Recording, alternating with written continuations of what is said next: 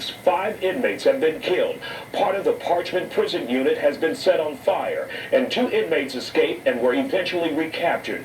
But what also has some around the country talking is the reopening of the controversial Parchment Unit 32. It was shut down back in 2010 because of inhumane conditions, but all the recent chaos has left Mississippi prison officials scrambling to reopen the maximum security unit. Now, Parchment's Unit 32 once held more than 1,000 men, from gang leaders to serious mentally ill inmates. Some say the facility was built as a lock them up and throw away the key maximum security unit. Celebrities like T.I. and even Houston's own Bun B have taken to social media sounding off about Unit 32. Bun B is joining us live now, along with Reginald Gordon, who knows about gangs and dangerous prison life. Glad to have you here on The Factor Uncensored. We know it has been chaos at Parchment and the Mississippi State Prison Unit. Why did you decide to get involved and post the social media words that you did?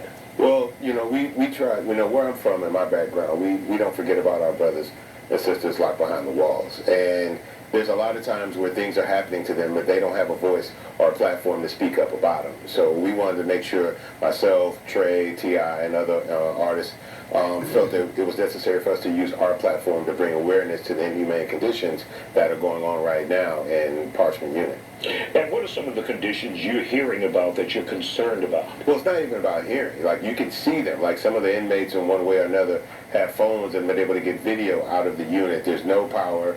The water is not clean. There's smoke, there's flooding, there's mold in the unit, the paint is chipping, and it's really just inhumane. They're getting 1 meal a day, they're putting 5 men inside a one-man cell, and no one should be forced to live in those conditions. Reginald Gordon, let's bring you into this conversation. Obviously, we're talking about a lot of African Americans here, and we know Parchment was opened back in the 1900s after the slaves were freed, and they wanted to use it as a way to subjugate African Americans with the convict lease program. And it's been bad since then, and it's still bad. That's why it was shut down in 2010.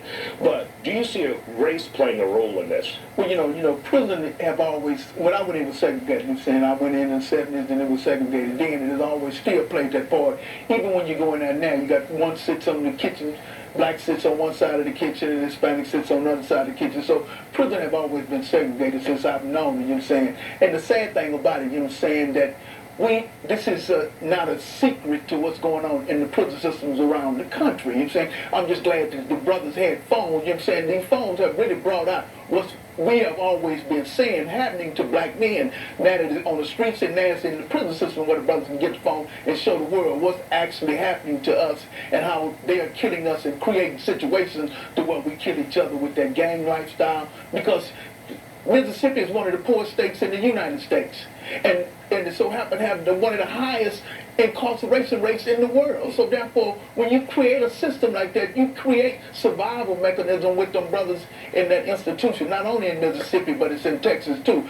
Just last year, right here in our juvenile justice system, where right here in Gainesville, Texas, where the juveniles had gang warfare, you know, even the state senator, Whitmire, said that they don't know the answer to what's going on even our juvenile systems, and gang warfare is going on around the state here in our juvenile system. But how do you get people to care enough to get involved, to make a difference? I remember when I was a young reporter and I used to pitch prison stories and people behind bars, and some of the news directors would say, people don't care about people locked up. And so how do you make the public care about those who are being treated in inhumane conditions? Well, I mean, you can't get everybody to care. That's the simple thing. That's the simple truth of the situation, is that most people feel like if they're in prison then they had to do something to get there. But prison should be more about rehabilitation, right?